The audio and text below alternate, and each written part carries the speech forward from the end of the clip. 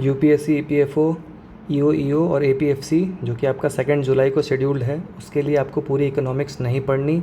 ये मैंने अपने स्ट्रैटेजी वीडियो में बताया था। बाकी डिटेल में अगर आपको देखना है तो आप जाके देख सकते हो, मिल जाएगा आपको स्ट्रैटेजी वीडियो चैनल पे। इसमें कुछ इंपॉर्टेंट कॉन्सेप्ट्स करने हैं, वो उसका जिक्र मैंने ऑलरेडी कर दिया था। इसी सिलसिले में मैंने कल एक वीडियो बनाया था मॉनेटरी पॉलिसी कमेटी के बारे में, उनकी डिटेल्स, उनके इन्स एंड आउट्स, जो भी होता है, उनके क्या क्या रिक्वायरमेंट्स हैं, कितने लोग बैठते हैं, क्या डिसीजन लेते हैं, कब उनको फेल माना जाता है, सब कुछ मैंने बताया था। आज दूसरा वीडियो बना रहा हूँ मैं मैक्रो इकोनॉमिक ग्रोथ से रिलेटेड, जिसको आप लोग पॉपुलरली सुना ही होगा, जीडीपी के नाम से हम कहते हैं, है ना, जीडीपी। लेकिन जिस तरह से प्लेन उड़ाने से पहले प्लेन के बारे में जानना ज़रूरी है, वैसे ही जीडीपी के बारे में जानने से पहले आपको कुछ एक फैक्टर्स के बारे में जानना ज़रूरी है, जिससे ये जीडीपी अफेक्ट होता है। तो शुरू करते हैं हम कुछ फैक्टर्स। देखो, कोई भी अगर इंडस्ट्री सेटअप करनी है तो उसमें एक सर्टन फैक्टर्स होते हैं, फैक्टर्स ऑफ प्रोडक्शन जिसको हम बोलते हैं, वो रिक्वायर्ड होते हैं, उनके बिना इंडस्ट्री सेटअप नहीं होती है। पहला फैक्टर ऑफ प्रोडक्शन होता है अपना लेबर, है ना, क्योंकि ये सारे के सारे वर्क करता है।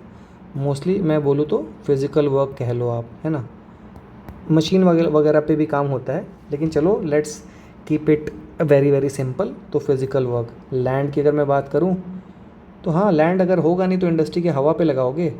इंडस्ट्री बनाने के लिए तो ज़मीन चाहिए, और अगर ये सब बनाना है तो इसके लिए पैसा चाहिए, यानी कैपिटल। ये आपको बैंक दे देगा, ठीक है, मतलब मनी ये चाहिए ना, कैपिटल मनी को बोलते हैं। और ये है अपना बंदा, डेयर डेविल बंदा। ये है बंदा अपना जिगरा रखने वाला बंदा, बोला कि भाई मैं तो सब रिस्क लूँगा, ठीक है, रोकड़ा भी लगाऊंगा, सब करूँगा, और प्रॉफिट भी मैं ही लूँगा, तो इसमें सारा रिस्क लगाने के लिए तैयार हूँ। ये बंदा है एंटरप्रेन्योर, है ना, ये रिस्क टेकर है, ठीक है।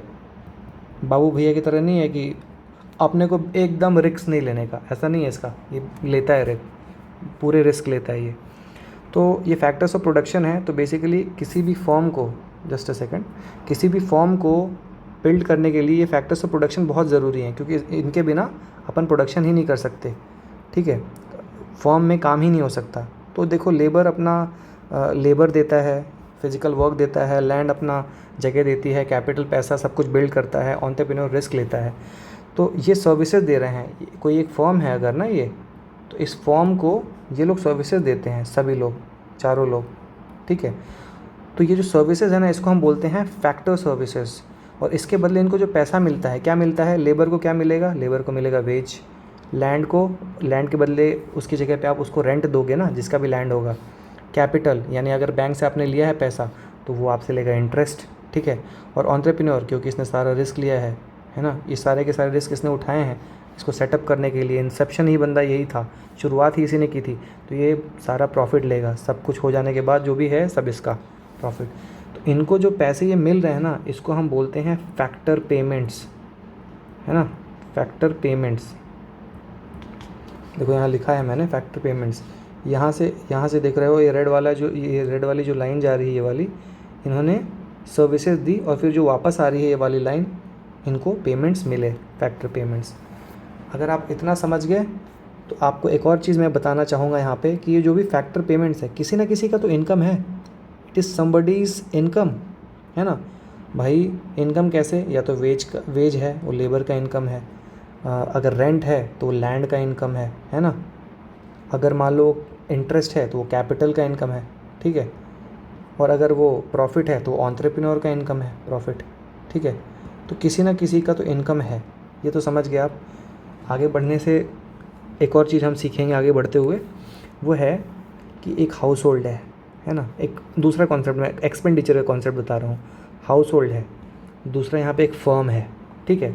अब हाउस होल्ड क्या करता है, पैसा खर्चा करता है, एक्सपेंडिचर करता है ना, खर्चा करता है किस पे, फर्म को पैसा देता है। बदले में क्या रिसीव करता है फर्म से, बिल्कुल बेसिक लॉजिकल है, गुड्स और या सर्विस रिसीव करेगा, दोनों गुड्स एंड सर्विसेज रिसीव करता है। तो इस तरह से ये एक्सपेंडिचर करता है। क्यों बताया मैंने, जीडीपी में काम आएगा। चलो, तो जीडीपी की अगर हम बात करें तो सबसे पहले हमें जानना होगा जीडीपी होता क्या है। तो जीडीपी को अगर आप थोड़ा सा तोड़ोगे तो ये होता है gross, G for gross, D for domestic, P for product या प्रोड्यूस इसको बोलते हैं। तो डोमेस्टिक से आपको ये समझना चाहिए बाउंड्रीज़ की बात हो रही है यहाँ पे, यहाँ बात हो रही है बाउंड्रीज़ की। तो मतलब विद इन कंट्री होना चाहिए। विद इन कंट्री के लिए क्या होता है, एक लैंड डिमार्केटेड होता ही है ना, डिमार्केटेड होता है लैंड, जैसे रेड क्लिफ लाइन है। दूसरा एयर स्पेस भी होता है कंट्री का, ठीक है। तीसरा वाटर भी होता है ना। वाटर कितना होता है, कंपनी जो कंट्री है उसका जो भी बेस लाइन है उससे वाटर के अंदर, वाटर बॉडी के अंदर 12 नॉटिकल माइल्स है ना, 12 नॉटिकल माइल्स, ये कन्वेंशन है, डिसाइडेड है। तो इसके विद इन जो भी होगा काम उसको हम अपने जीडीपी में इंक्लूड करेंगे, ठीक है। तो अब ऊपर चलते हैं वापस से। जीडीपी के मेथड्स क्या क्या हो सकते हैं, आज हम मेथड्स पढ़ रहे हैं। पहला है इनकम मेथड, दूसरा एक्सपेंडिचर मेथड, तीसरा ग्रॉस वैल्यू एडेड या प्रोडक्ट या आउटपुट मेथड, कुछ भी बोल लो आप। अब इनकम मेथड समझने के लिए पहले ऊपर चलो, यहाँ आ जाओ। मैंने क्या बोला था, जो भी फैक्टर पेमेंट हो रही है इनकी ये सर्विसेज दे रहे थे, labour, land, capital, entrepreneur services दे रहे हैं, उसके बदले इनको फैक्टर पेमेंट रिसीव हो रही है। वो फैक्टर पेमेंट किसी ना किसी की तो इनकम है ना। और एक तो ये एक यूनिट की बात होगी, एक फैक्ट्री में ऐसा हो रहा है या एक यूनिट में ऐसा हो रहा है, ऐसे कितने सारी यूनिट्स होंगी, n नंबर ऑफ़ यूनिट्स होंगी। तो उन सारी n नंबर ऑफ़ यूनिट्स के सारे फैक्टर पेमेंट्स को जोड़ दोगे तो आप आ जाओगे जीडीपी पे। तो that will give you GDP using income method. Income method समझ में आ गई 100%। एक्सपेंडिचर मेथड, अब वापस यहाँ आ जाओ, ये हाउस होल्ड वाले पे आ जाओ। मैंने बोला था ना, मैंने इसको समझाया है क्यों। हाउस होल्ड एक्सपेंडिचर कर रहा है गुड्स एंड सर्विसेज रिसीव करने के लिए, और ऐसे n number of house holds होंगे, है ना, n number of house holds होंगे और वो n नंबर ऑफ़ एक्सपेंडिचर कर रहे होंगे। उन सारे एक्सपेंडिचर को अगर आप सम अप करोगे तो आपको जीडीपी मिल जाएगा एक्सपेंडिचर मेथड से। ध्यान रहे ये सबसे रिलायबल मेथड है, मोस्ट रिलायबल है, क्योंकि कोई भी बंदा, कोई भी फैमिली अपने एक्सपेंडिचर को अंडर स्टेट नहीं करेगी।